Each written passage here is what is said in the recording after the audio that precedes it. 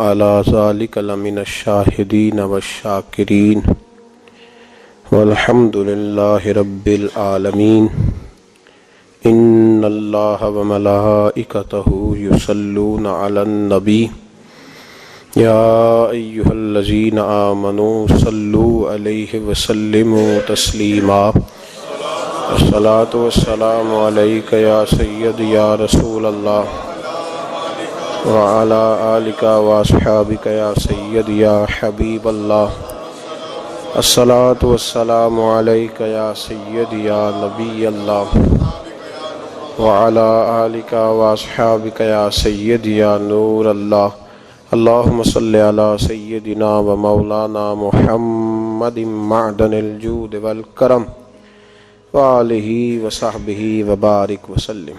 حمد و صلاۃ کے بعد سورہ نحل کی وہ آیہ مقدسہ جو ہر جمعۃ المبارک کے خطبوں میں پڑھی جاتی ہے، اور صحابہ کرام علیہم رضوان فرماتے ہیں کہ اگر کوئی شخص ہدایت لینا چاہے تو اس کے لیے قرآن پاک کی یہ آیت ہی بہت کافی ہے۔ ہر جگہ اس کا تذکرہ ہے، ہر موقع پر اس کو بیان کیا جاتا ہے۔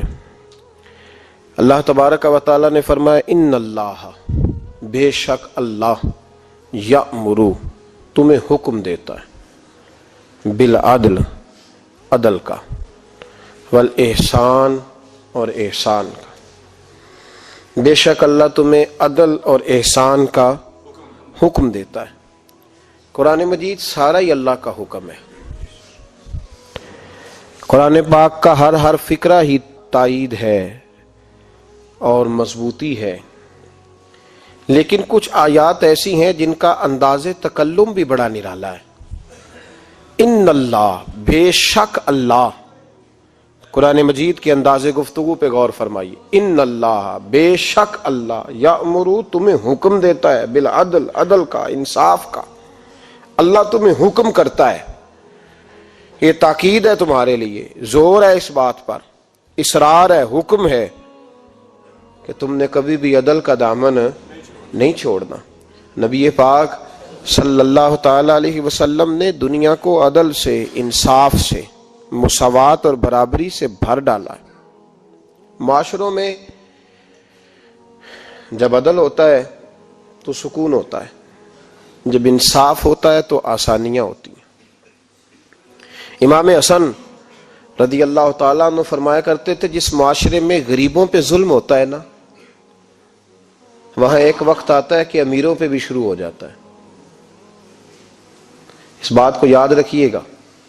پھر سنیں، امام حسن فرمایا کرتے تھے کہ جس معاشرے میں غریبوں پہ ظلم ہو اور ظلم کو روکا نہ جائے تو پھر اس معاشرے کے امیر بھی ظلم سے محفوظ نہیں رہتے۔ عدل کا فائدہ ہر آدمی کو ہوتا ہے۔ عدل ہے کیا؟ عدل مساوات کو، برابری کو کہتے ہیں، سب کے ساتھ ایک جیسا سلوک۔ ہمارے ہاں سب سے زیادہ کمی جس چیز کی ہے وہ عدل ہے، وہ انصاف ہے۔ عدل اور انصاف مساوات اور برابری کے معنوں میں چونکہ استعمال ہوتا ہے، تو یہاں کوئی شخص بھی کسی بھی لحاظ سے اپنے آپ کو عدل کے لیے پیش کرنے کو تیار نہیں، محاسبہ نہیں۔ مساوات کا مطلب برابری ہے نا جی، لیکن کوئی شخص بھی تیار نہیں کہ میں بل جمع کرانے گیا ہوں تو چلو میں لائن میں لگ جاؤں۔ کہتے میرا اکاؤنٹ ہے، مینیجر میرا واقف ہے، لہذا میں یہ کام نہیں کروں گا، میں تو ڈائریکٹ جاؤں گا۔ بتائیے انصاف قائم ہوگا؟ رشوت کا بازار کب گرم ہوتا ہے؟ جب پاسپورٹ کے آفس جانے والے لوگ کہتے ہیں نا کہ لائن میں نہیں لگا جاتا ٹوکن کے لیے، لہذا 500 دو کسی کو، تو عدل قائم ہوگا؟ انصاف ہوگا اس طرح؟ ہم تو تقاضا روز کر رہے ہیں کہ حکومتیں ظالم ہیں بھی، فلاں آدمی بڑا صفاق ہے، فلاں لوگ جو ہیں وہ پیسے کے لیے سارا کچھ کر رہے ہیں، لیکن کیا ہم اپنی ذات سے تقاضا عدل شروع کرنا ہے؟ کیا ہر گھر کے اندر صرف بہو ظالم ہوتی ہے؟ سسر سے کبھی غلطی نہیں ہوئی؟ ساس سے کبھی کوئی، اس سے کبھی کوئی صاحب نہیں ہوا؟ کیا ہم نے اپنے آپ کو کبھی پیش کیا ہے؟ کچھ ایسی جگہ ہیں جہاں ہم اپنے آپ کو پیش کر سکتے ہیں کہ نہیں یہاں جناب مجھ سے بھی پوچھ لو، میری بھی فلاں موقع پر غلطی ہے؟ انصاف تو ذات سے شروع ہوتا ہے۔ حضرت نعمان بن بشیر رضی اللہ تعالیٰ عنہ فرماتے ہیں کہ میں نے محبوب سے سیکھا ہے کہ انصاف گھر کے اندر سے شروع ہوتا ہے۔ کہاں سے؟ گھروں میں انصاف ہوتا ہے تو کچہریوں تک آتا ہے، اور جب گھروں میں نہیں ہوتا تو پھر بس باہر اس کی تقسیم کیسے ہوگی؟ حضرت نعمان بن بشیر رضی اللہ تعالیٰ عنہ فرماتے ہیں، ابو داؤد شریف کی حدیث ہے، فرماتے ہیں میں نبی پاک صلی اللہ علیہ وسلم کا خدمت گزار تھا، محبوب کا فرما بردار تھا، اور ماں باپ کا بھی فرما بردار تھا۔ میرا ایک بھائی تھا جو نافرمان تھا، میرے والد گرامی مجھ سے راضی رہتے تھے چونکہ میں فرما بردار تھا، اور اس بھائی سے ناراض رہتے تھے۔ میرے ابا جی نے میرے لیے گھوڑا خریدا، اور گھوڑا خرید کر کے مسجد نبوی شریف میں لائے۔ عرض کرنے لگے یا رسول اللہ صلی اللہ علیہ وسلم، یہ میرا بیٹا ہے نعمان، آپ کا بھی فرما بردار ہے، میرا بھی فرما بردار ہے، میں نے اس کے لیے نا یہ گھوڑا خریدا ہے، تو میں اس گھوڑے کی لگام آپ کے سامنے اس کے ہاتھ میں دینا چاہتا ہوں تاکہ آپ گواہ بن جائیں کہ میں نے بیٹے کو یہ ہبہ کر دیا ہے، دے دیا ہے۔ تو محبوب پاک علیہ السلام نے میرے والد کی طرف دیکھ کے فرمایا دوسرے بیٹے کو بھی گھوڑا لے کے دیا ہے؟ دوسرے کو بھی دیا ہے؟ عرض کی حضور نہیں، اس کو نہیں دیا۔ تو لفظ ہیں ابو داؤد میں، نبی پاک نے فرمایا پھر تو گناہ اور زیادتی پر مجھے گواہ بنانے آ گیا۔ اور دو جملوں میں میرے محبوب پاک علیہ السلام نے ہمیں بتلایا کہ عدل کہاں سے شروع ہوتا ہے۔ فرمایا فاتقوا اللہ فاعدلوا اولادکم، اللہ سے ڈر اور اپنی اولاد میں انصاف کر۔ ڈر اللہ تعالیٰ سے، اپنی اولاد میں عدل کر، انصاف کر۔ اگر ایک چیز اس کو لے کے دی ہے تو دوسرے کو بھی لے کے دے۔ ہمارے ہاں نا ایک لفظ پایا جاتا ہے میرا لاڈلا ہے، 5 بیٹے ہیں تو سب سے آخر والا میرا، تو باقی 4 کون ہے؟ بتلائیے، یہ لاڈلا لفظ رکھا کیوں گیا؟ اس کی ضرورت کیا درپیش ہوئی؟ بھئی میرا جو سب سے آخر نمبر والا بچہ ہے نا، 5ویں نمبر کا میرا لاڈلا ہے، تو باقی 4 پہ بھی حکم لگاؤ نا، وہ کیا ہے؟ کوئی نام دو ان کو بھی۔ گھر کے اندر فساد تو آپ نے تب شروع کیا جب عدل ہی نہیں ہوا۔ پھر آپ کہیں گے کہ یہ میری بات سنتا ہے تو فلانا بیٹا نہیں سنتا، تو ٹھیک کرتا ہے، سمجھانے کے لیے کہہ رہا ہوں۔ بھئی آپ نے خود ہی تو کہا یہ میرا لاڈلا ہے تو دوسرا میرا لاڈلا نہیں۔ میں اس فکرے سے بہت ساری جگہوں پہ پریشان ہوتا ہوں کہ آپ نے، اور پھر 4 بیٹوں کے بیچ ہی آپ نے کہہ دیا کہ چوتھا میرا لاڈلا ہے، تو اب بتائیے ان تینوں کے دل پہ کیا گزری؟ وہ پھر منصوبہ بندی کریں گے نا۔ پھر جب کل ان کی بیگم آ کے ان کے کان میں کہے گی نا کہ اماں تیرے بچوں کو پیار سے نہیں دیکھتی، تو اسے فوراً یاد آئے گا ہاں 18 سال پہلے میری اماں نے کہا تھا چھوٹا میرا لاڈلا ہے، تو اس کے تو ذہن میں وہ باتیں گردش کریں گی۔ تو گھر توڑنے کا آغاز تو ہم نے خود کر دیا۔ ایک گھر کے اندر باقاعدہ جماعت اور علیحدہ گروہ بندی تو ہم نے خود کر لی جب ہم نے یہ کہہ دیا کہ یہ لاڈلا ہے۔ ہاں میرے نبی پاک علیہ الصلوۃ والسلام نے بعض مواقع پر بیٹیوں کی دلجوئی زیادہ کرنے کا کہا۔ دلجوئی اس لیے کہ بیٹی مسافر ہے، اس نے جانا ہے، وہ مہمان ہے، اس نے نکلنا ہے، دلجوئی کے لحاظ سے، اس لحاظ سے نہیں کہ جائیداد میں باپ بیٹوں پہ ظلم کر کے بیٹی کو زیادہ دے دے، یہاں اس کی بھی گنجائش نہیں۔ لیکن یہ جو عدل کا تقاضا ہے یہ ہے جب گھر کے اندر عدل ہونے لگے، انصاف ہونے لگے۔ پتہ ہے سسر صاحب کو پتہ ہے کہ ساس بہو کے جھگڑے میں غلطی میری بیگم کی بھی ہے، اسے پتہ ہے ساری بات کا۔ کیا خیال ہے آپ کا؟ ہوتا ہے نا پتہ کہ نہیں جی اس میں نا تھوڑا بیگم صاحبہ کا بھی قصور ہے، لیکن چونکہ وہ جو بیٹی آئی ہے وہ کسی کی ہے نا، اس لیے جب بات کریں گے تو یہ کیسے ہو سکتا ہے کہ بات انصاف کی ہو؟ یہ ممکن نہیں۔ میرے نبی پاک علیہ الصلوۃ والسلام نے ہمیں جو دین عطا فرمایا ہے اس کے تقاضے جو بیان فرمائے، تو عدل کا ترازو جب کسی کے ہاتھ میں دیا تو پھر اس کو یہ حکم دیا کہ تو انصاف کر۔ اور میرے نبی پاک صلی اللہ علیہ وسلم نے فرمایا جس آدمی کو کسی قوم کا والی بنایا گیا، نگران بنایا گیا، عادل اور قاضی اور جج بنایا گیا، پھر اس نے انصاف نہ کیا، تو محبوب فرمانے لگے اس سے اللہ بھی بری ہے اور اللہ کے رسول بھی بری ہے، ہمارا اس سے رشتہ نہیں۔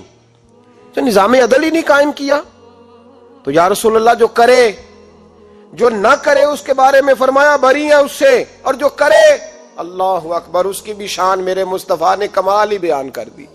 بخاری مسلم میں مشکات میں حدیث موجود ہے، حضور علیہ السلام فرماتے ہیں جس نے سفید داڑھی والے نیک بوڑھے مسلمان کی عزت کی، سفید داڑھی والا نیک بوڑھا مسلمان جس نے اس کی عزت کی، اور جس نے قرآن پاک کے عالم کی عزت کی، اور فرمایا جس نے عدل کرنے والے حکمران کی عزت کی، وہ سمجھ لے میں نے اپنے خدا کی عزت کی ہے۔ اتنا بڑا درجہ، اتنا بڑا مرتبہ، اتنے بڑے لفظ کہہ دیے۔ فرمایا جس شخص نے عادل حکمران کی عزت کی، وہ سمجھے میں نے اپنے اللہ کا اکرام کی، اللہ کی عزت کی۔ یاد رکھیے گا، نا انصافی پر سزا ہے، اور اگر کوئی انصاف کرے تو اس کے لیے جزا بھی بڑی اعلیٰ ہے، اس کے لیے پھر اللہ رسول کی بارگاہ میں انعامات بھی بڑے گراں قدر ہیں، اس کا اعزاز اور اکرام بھی بہت زیادہ ہے، لیکن شرط انصاف ہے۔ تقاضا یہ ہے کہ ہم انصاف کریں، عدل کا ترازو جب ہمارے ہاتھ آئے تو ہم یہ نہ دیکھیں کہ یہ ہمارا اپنا ہے۔ اللہ قرآن مجید کی سورہ نساء میں فرماتے ہیں انصاف کے لیے کھڑے ہو جاؤ، چاہے تمہارا کوئی اپنا قریبی کیوں نہ ہو، انصاف کے لیے کھڑے ہو جاؤ۔ دیکھو انصاف خرابی تب ہوتی ہے جب لوگ منصب دیکھ کر انصاف کرتے ہیں، منصب دیکھ کر۔ جب منصب نہ دیکھا جائے، رسول اللہ کا قانون دیکھا جائے صلی اللہ علیہ۔ حضرت عمر بن عاص رضی اللہ تعالیٰ عنہ نے مصر خود فتح کیا تھا، خود فاتح تھے، حضرت عمر نے انہیں گورنر مصر بنا دیا۔ ان کا بیٹا ایک عام آدمی کے بیٹے کو کہنے لگا چلو اپنا اپنا گھوڑا دوڑاتے ہیں، بھلا کون جیتتا ہے۔ گھوڑے دوڑے، عام آدمی کا بیٹا جیت گیا۔ گورنر صاحب کے بیٹے نے درہ اٹھایا، اور درہ اٹھا کر کے اس جیتنے والے غریب آدمی کی کمر پہ درے مارے۔ اس کو جب درے لگے تو بیٹے نے گھر آ کے باپ کو اپنی لہو لوہان کمر دکھائی۔ باپ کے دل میں بڑی قدر ہوتی ہے اولاد کی۔ درجے تو لوگ ماں کے بیان کرتے رہتے ہیں، لیکن جتنا باپ پیار کرتا ہے اس کا بھی تقاضا کوئی کر نہیں سکتا۔ والد نے جب دیکھا نا لہو لوہان ہے گردن، تو والد چیخے، روئے، اور پھر پتہ نہیں اگلے 1.5 منٹ میں اس بچے کے والد کو کیا ہوا، اس نے آنسو پونچھے اور بیٹے کو کہنے لگا میرے گھوڑے کے پیچھے بیٹھ۔ کہا کدھر جانا ہے؟ فرمانے لگے یہ ظلم کا دور نہیں، یہ عمر کا دور ہے۔ ہاں ایسی بات ہے کوئی جو مرضی کر جائے؟ بیٹھ میرے گھوڑے پہ۔ آدھی رات کے وقت پہنچے مدینے، اور باہر جا کے وہ آدمی پکارنے لگے، کہنے لگے عمر باہر آؤ، نکلو خوابگاہ سے۔ جب غریبوں پہ ظلم ہو تو پھر حکمرانوں کو سونے کی اجازت نہیں ہوا کرتی، باہر آؤ۔ فاروق اعظم آدھی رات کو اٹھ کے آئے، کیا ہوا؟ کہا عمر دیکھ، یہ بیٹا جو میں نے اپنے منہ کے نوالے کھلا کھلا کے پالا ہے، ذرا میرے لال کی پشت دیکھ، تیرے دور حکومت میں یہ حال ہوگا۔ حضرت فاروق اعظم نے کہا جاؤ بلا کے لاؤ فاتح مصر کو۔ حضرت عمر بن عاص بیٹے سمیت آئے۔ جناب فاروق اعظم فرمانے لگے مجمع میں کھڑا کر کے، فرمایا کیوں مارا تو نے اس کو؟ گردن جھک گئی۔ فرمایا تو گورنر کا بیٹا تھا اس لیے مارا ہے؟ اس غریب آدمی کے بچے کو کہا درے پکڑ اور گورنر کے بیٹے کو اس کے سامنے مار، اور اتنے مار کے اسے سمجھ آئے۔ جب اس کو درے لگ رہے تھے تو لوگ دیکھ رہے تھے۔ تھوڑی دیر گزری تو حضرت سیدنا عمر فاروق رضی اللہ تعالیٰ عنہ نے فرمایا گورنر مصر کو بھی سزا دو، اس کے کپڑے اتروا کے اسے ٹاٹ کا لباس پہناؤ۔ لوگ کہنے لگے حضور گورنر صاحب کی کیا غلطی؟ سنو اور یاد رکھنا۔ حضرت فاروق اعظم کہنے لگے اس بچے کے دل میں بات ڈالی کس نے کہ تو گورنر کا بیٹا ہے؟ کس نے بات ڈالی کہ تو چودھری کا بیٹا اور باقی کمی ہوتے ہیں؟ کس نے سکھایا اسے؟ وہ طاقتیں بھی ہم کچلیں گے جو سکھاتی ہیں کہ فلانا بڑا ہے فلانا چھوٹا ہے۔ فرمایا نا، جب کوئی رسول اللہ کا کلمہ پڑھ لیتے ہیں وہ برابر ہو جایا کرتے ہیں۔ اس کو کس نے سکھایا؟ کس نے سکھایا اس کو؟ گورنر کو بھی۔ اور پھر حضرت عمر نے تاریخی جملہ کہا، حضرت عمر بن عاص کی طرف دیکھ کے فرمایا جب اللہ نے ان لوگوں کو آزاد پیدا کیا تم نے کیوں غلام بنا لیا ہے؟ جب رب نے آزاد پیدا کیا تم نے کیوں غلام بنایا ہے؟ عزیزو یاد رکھو، جب انصاف کا بول بالا ہوتا ہے پھر کوئی آدمی ڈرتا ہے۔ یہاں انصاف نہیں ملتا۔ اور میں آپ خود ایک بات یاد آ گئی، حضرت عمر کا زمانہ تھا، تو غسان کے بادشاہ نے کلمہ پڑھ لیا۔ جو لوگ غریب کہلاتے ہیں نا وہ ذرا میری بات پہ زیادہ توجہ کریں، غریبوں کو سنانے لگا ہوں، غریب ذرا توجہ کریں۔ غسان کے بادشاہ نے اسلام قبول کر لیا، اور اسلام قبول کرتے ہی وہ آئے حج کرنے۔ حج کے بعد فارغ ہوئے تو ایک نفلی طواف کر رہا تھا غسان کا بادشاہ، شاہ غسان۔ آج تو خانہ کعبہ میں بھی وی آئی پی پروٹوکول ملتا ہے، آج تو مسجد نبی میں بھی وی آئی پی پروٹوکول ہوتا ہے، یہاں آ کے بھی، یہاں بھی، اور دیکھتے صحیح تو کھڑا کہاں ہے، یہاں بھی پولیس والوں نے بازو پکڑے۔ سوچو تو صحیح، یہ حال کر دیا تم نے مذہب کا۔ طواف کعبہ ہو رہا ہے اور غسان کے بادشاہ نے جبہ پہنا ہوا ہے باریک اور لمبا، وہ طواف کعبہ کر رہا تھا تو ایک غریب آدمی کا پیر اس کے جبے پہ آ گیا۔ جب پیر آیا تو اس نے پلٹ کے غریب کے منہ پہ تھپڑ مارا۔ جب تھپڑ مارا تو اس غریب نے سیدنا فاروق اعظم کی عدالت میں مقدمہ کر دیا، کہا بادشاہ نے تھپڑ مارا ہے۔ حضرت عمر فاروق رضی اللہ تعالیٰ عنہ نے بادشاہ کو بلایا، فرمایا تو نے اس غریب کو مارا ہے؟ کہا جناب اس نے پیر رکھا تھا۔ تو فرمایا پیر رکھا تھا تو کیا ہو گیا، تو نے کیوں لمبا جبہ پہنا تھا، تجھے سمٹ کے چلنا چاہیے تھا۔ کہا میرے لیے حکم کیا ہے؟ حضرت عمر کہنے لگے یہاں اسے رات میں راضی کر لے، ورنہ صبح اسی جگہ اسی کونے میں خانہ کعبہ کے سائے میں وہ غریب تیرے منہ پہ تھپڑ مارے گا اور تجھے تھپڑ کھانا پڑے گا۔ غریبوں سنو سنو، ساری رات وہ غسان کا بادشاہ غریب کی منت کرتا رہا تو راضی ہو جا۔ غریبوں تم سے شکوہ ہے، تم 2-4 لاکھ پہ راضی ہو جاتے ہو۔ غریبوں تم سے شکوہ ہے، تم انصاف ہونے نہیں دیتے۔ غریبوں تم تھوڑی تھوڑی بات پہ مطمئن ہو جاتے ہو، تھوڑی تھوڑی بات۔ جتنے غریب تن ہیں لباسوں سے دور دور، اتنی ہی چادریں میں مزاروں سے چھین لوں، اور جتنے غریب گھر ہیں اجالوں سے دور دور، اتنی ہی روشنی میں ستاروں سے چھین لوں۔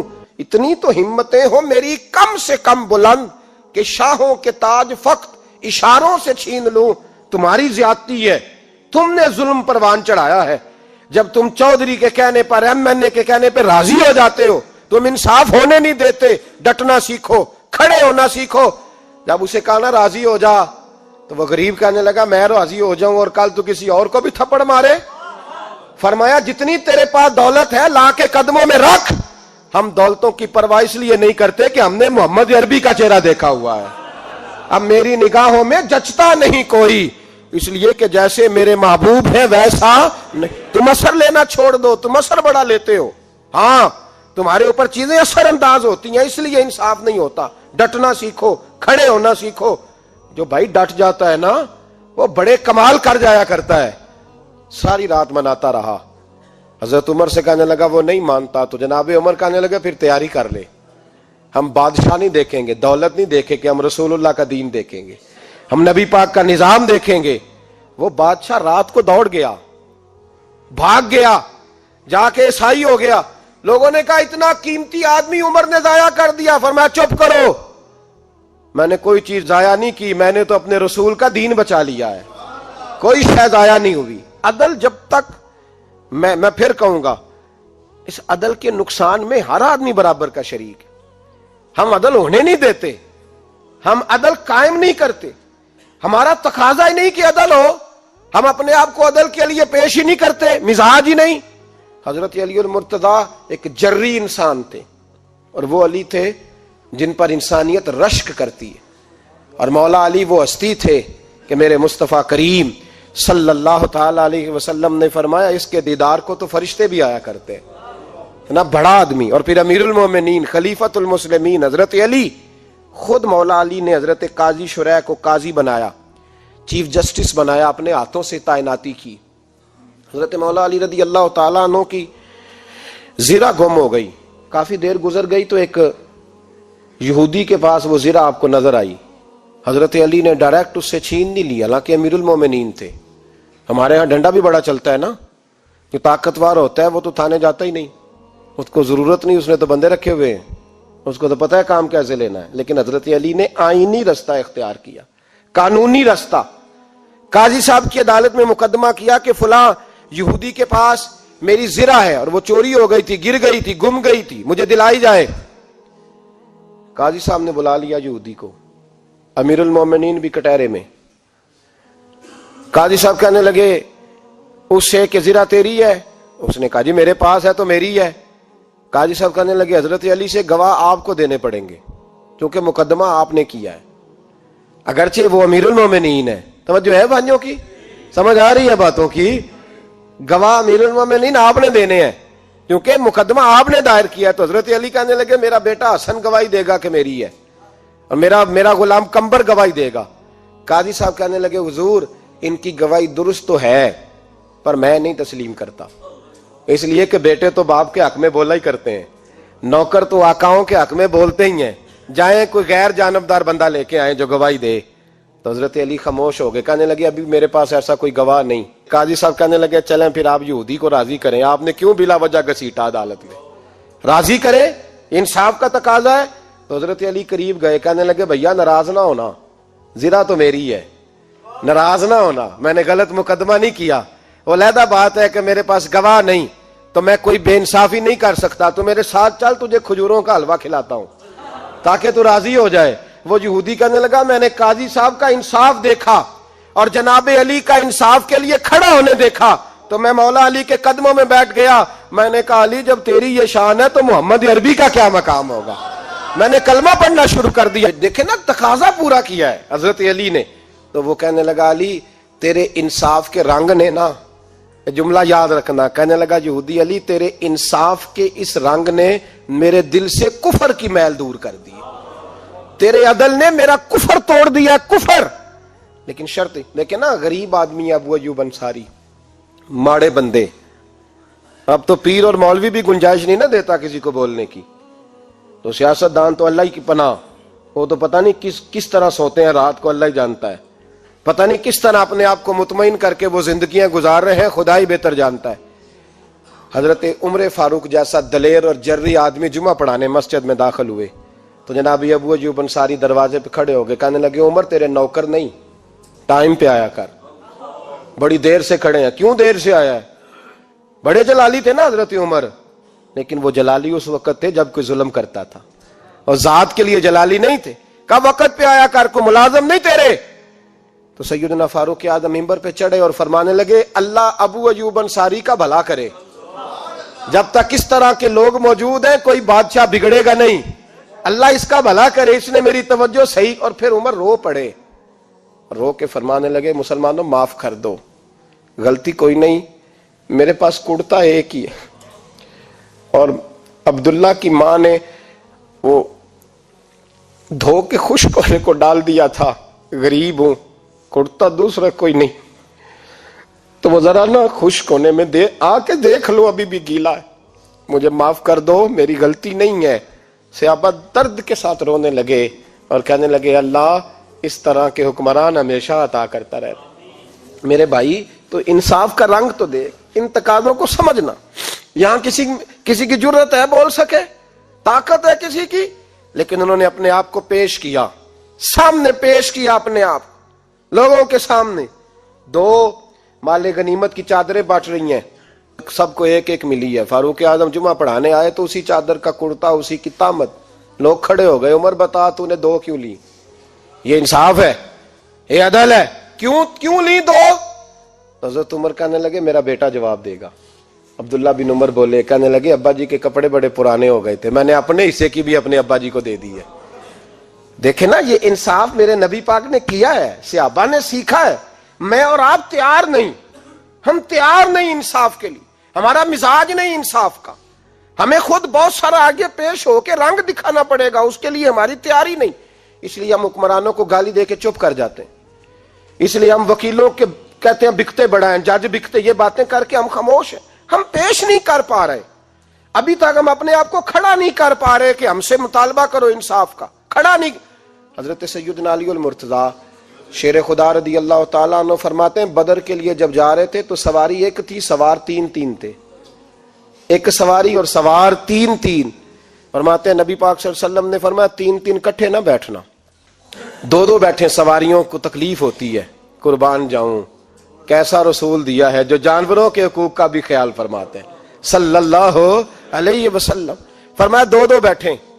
حضرت علی کہتے ہیں پہلے میں اور نبی پاک صلی اللہ علیہ وسلم بیٹھے, اور تیسرے ہمارے ساتھ ابو درداء رضی اللہ تعالیٰ عنہ. فرماتے ہیں جا رہے تھے بدر کے لیے، پہلے میں اور حضور بیٹھے، پھر نبی پاک اور ابو دردہ بیٹھے. فرماتے ہیں پھر نمبر لگ گیا میرا اور ابو دردہ کا، اور مصطفیٰ نے گھوڑے کی لگام تھامی تو حضرت ابو دردہ تڑپ اٹھے، کہنے لگے علی نہ طبیعت مانتی ہے، نہ ادب مانتا ہے، نہ عشق مانتا ہے، تو اس طرح کر، میں تو چھوٹا ہوں، آپ کہیے رسول پاک سے، آپ ہر لحاظ سے بڑے ہیں، آپ عرض کیجئے کہ حضور نہ ادب مانتا ہے، نہ عشق مانتا ہے، نہ پیار مانتا ہے، نہ تقاضا ہے، مہربانی کرے آ جائیں.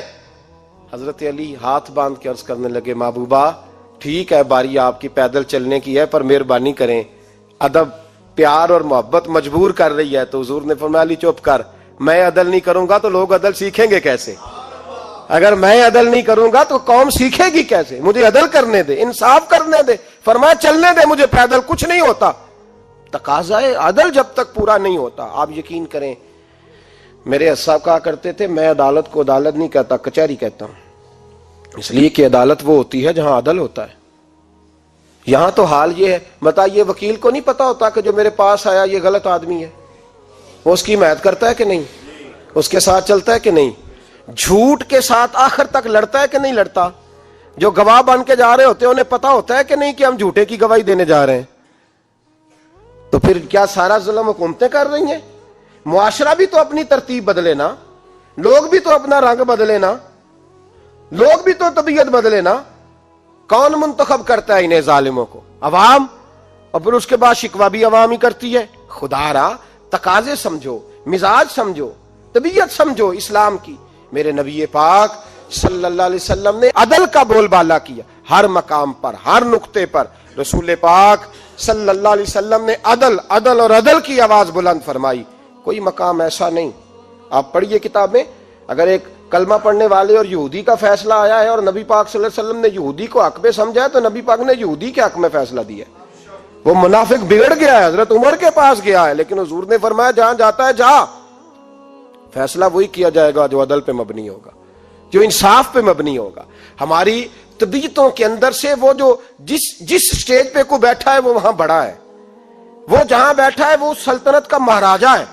وہ کہتا ہے نہیں نہیں میرے پاس سارا کچھ ہے، یا تو میں اختیارات استعمال کروں گا، وہ استعمال نہ ہوئے تو پھر دولت استعمال کروں گا.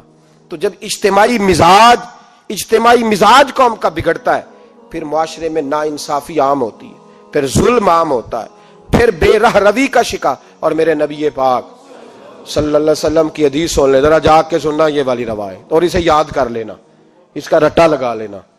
حضور نے فرمایا تھا جس معاشرے میں بے حیائی عام ہوگی وہاں ایسی بیماریاں پیدا ہوں گی جن کا علاج ہی کوئی نہیں ہوگا. اور حضور نے فرمایا جس قوم کے اندر انصاف نہیں ہوگا وہاں قتل عام ہوگا.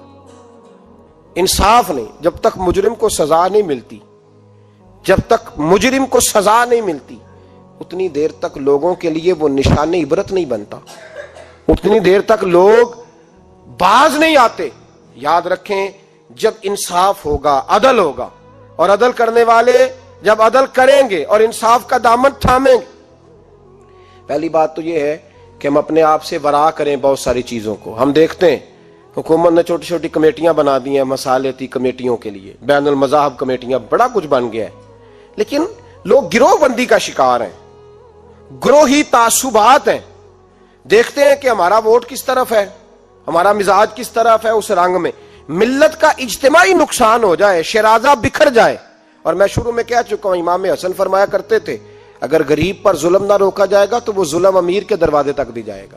ایک وقت آئے گا کہ امیروں کے ساتھ بھی زیادتیاں ہونے لگیں، اس لیے کہ جب ظلم ہوتا ہے تو اس کی آگ بھی پورے معاشرے کو لپیٹ میں لیتی ہے، اور جب انصاف ہوتا ہے تو اس کی برکتیں بھی سارے معاشرے کو فائدہ دیتی ہیں. عدل انصاف ضروری امر ہے. حضرت عمر فاروق رضی اللہ تعالیٰ عنہ جناب زید بن ثابت رضی اللہ تعالیٰ عنہ کو خود قاضی بنایا تھا. حضرت زید بن ثابت کو قاضی خود بنایا، خود تعینات کیا. حضرت ابی بن کعب رضی اللہ تعالیٰ عنہ نے نا حضرت عمر پر مقدمہ کر دیا حضرت زید بن ثابت کی حکومت میں، خود حضرت عمر پر. جناب عمر جب پہنچے نا وہاں سب لوگ بیٹھے رہے. ایک شخص کہنے لگا تم اپنے امیر کے لیے کھڑے نہیں ہوئے. حضرت زید بن ثابت کہنے لگے چپ کر جا، ان پر مقدمہ ہے، وہ حساب دینے آئے ہیں، امیر المومنین بن کے نہیں آئے. سامنے کھڑا کیا، تو گفتگو کے دوران کوئی ایسا موقع آیا کہ حضرت عمر کو قسم دینی پڑی. تو حضرت زید بن ثابت حضرت ابی بن کعب سے کہنے لگے یار لحاظ کر، وہ فاروق اعظم ہے، امیر المومنین ہے ہمارے، اور تو ان سے قسم کا مطالبہ کر رہا ہے.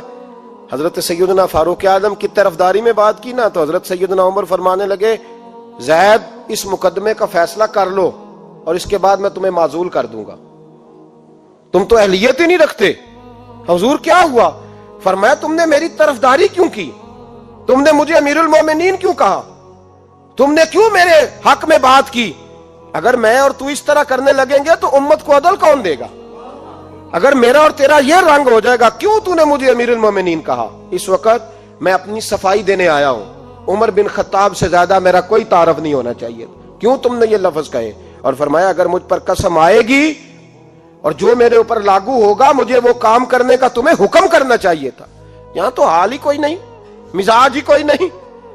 ہماری قوم بڑی سمجھدار ہے، حکمران بھی بڑے سمجھدار ہیں. ممتاز حسین قادری رحمت اللہ علیہ کو پھانسی ہوئی تو لوگ کہنے لگے مولوی شدائی ہو گئے. فیصلہ تھا عدالت کا تو ماننا چاہیے تھا.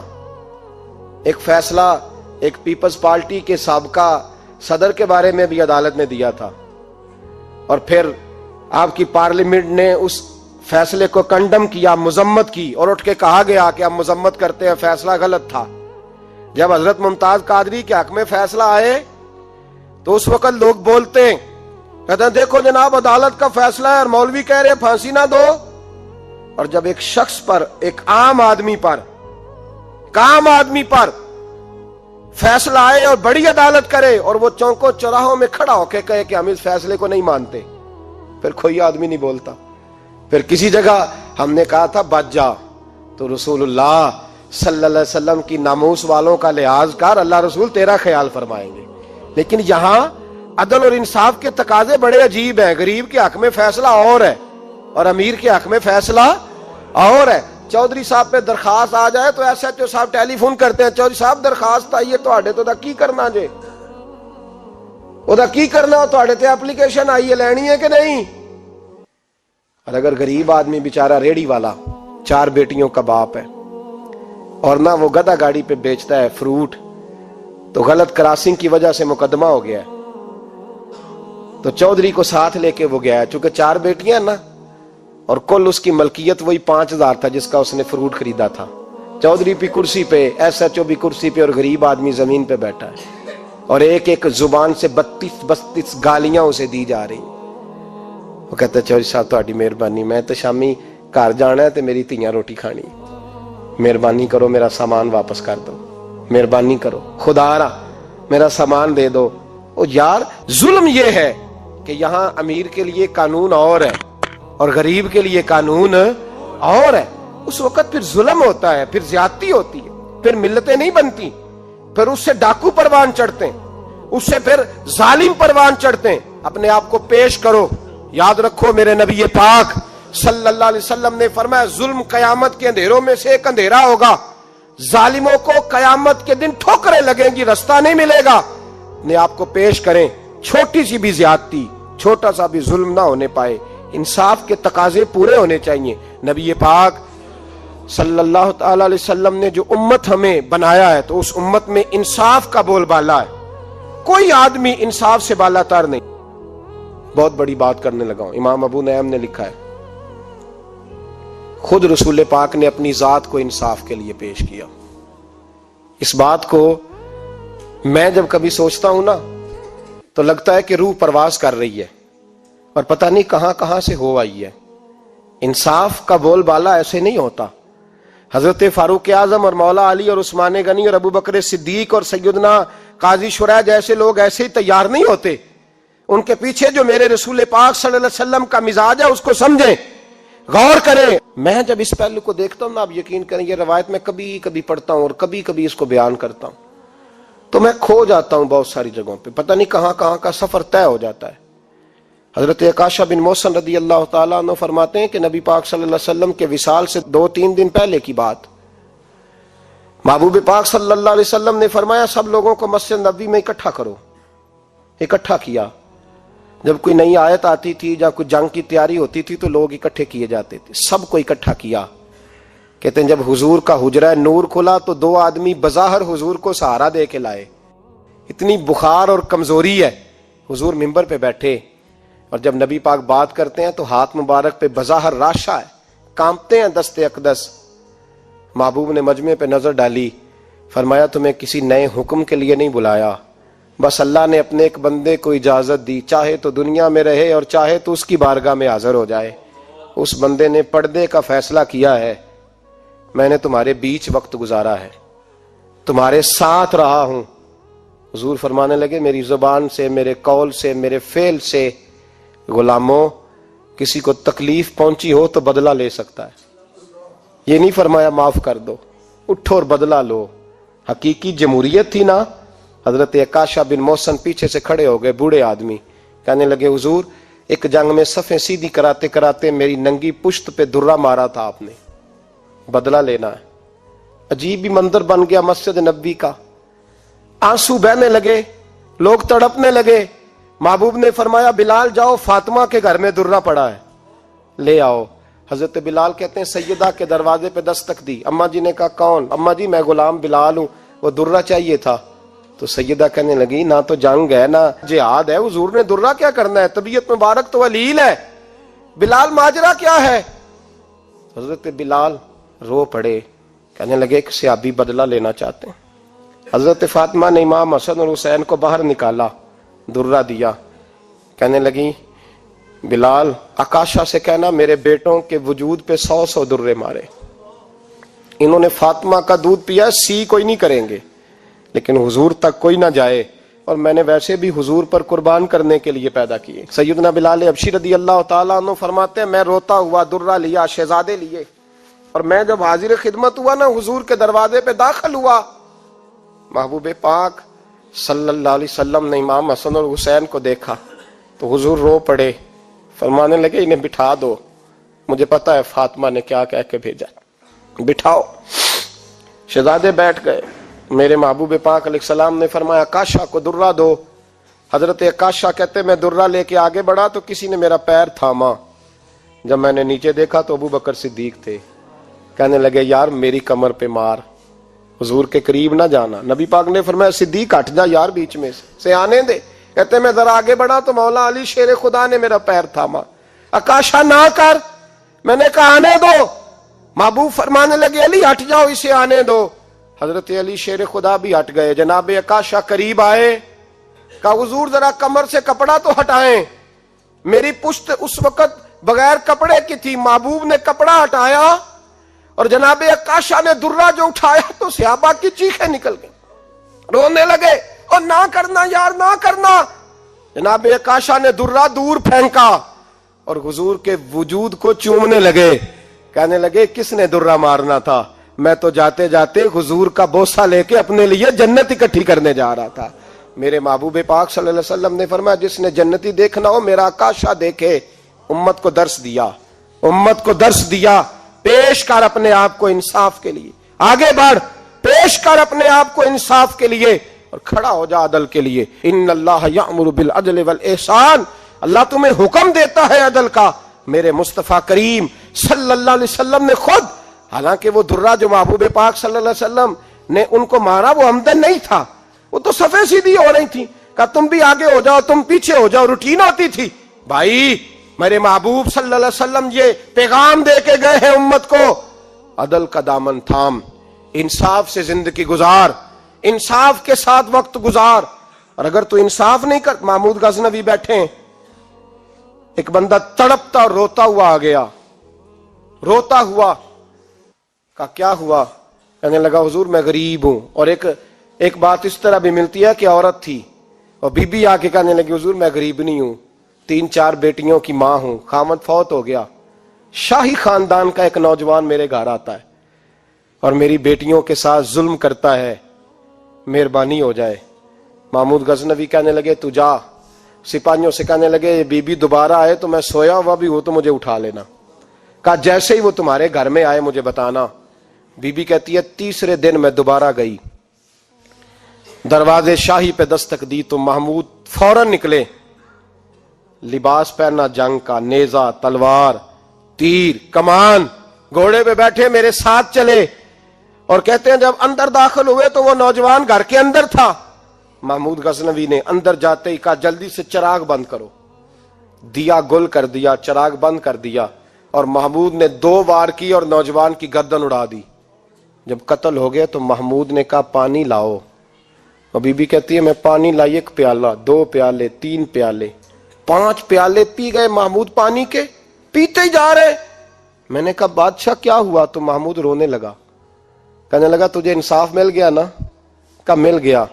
तो महमूद कहने लगे ये मेरी सगी बहन का बेटा था और मेरी बेवा बहन का अकेला बेटा था। जब तू मेरे घर आई कि शाही खानदान का नौजवान आता है तो मैंने तहकीक की तो मुझे पता चला कि वो तो मेरा अपना भांजा है। मैंने कसम खाई थी कि जब तक तुझे इंसाफ नहीं मिलेगा मैं पानी नहीं पीऊंगा, पानी नहीं पीऊंगा। पानी इसलिए मांगा है कि प्यास से मर रहा हूं, और दिया इसलिए बंद किया है कि बहनें बड़ी प्यारी होती हैं ना, और फिर बहन बेवा हो और बेटा उसका यतीम हो और अकेला हो, फिर रंग और होता है ना।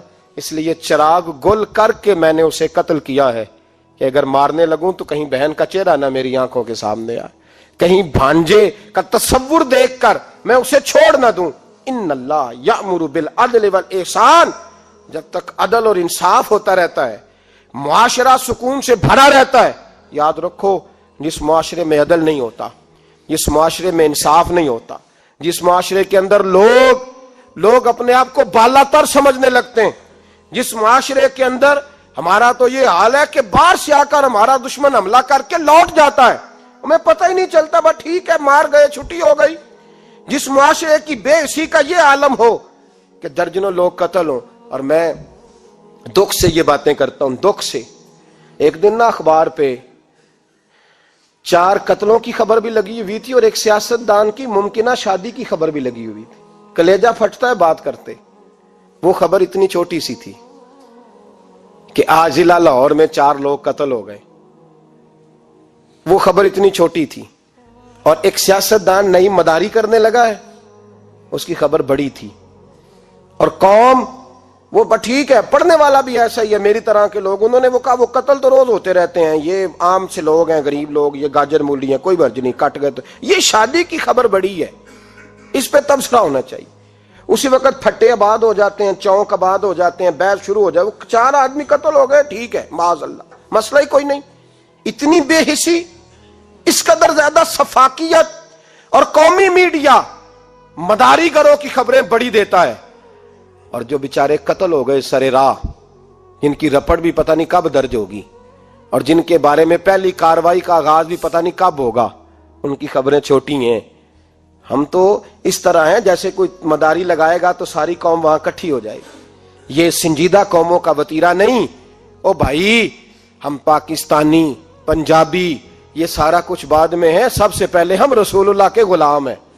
हमारे मिजाज के अंदर वो सारा कुछ होना चाहिए जो हमारे नबी ने हमें अता फरमाया है।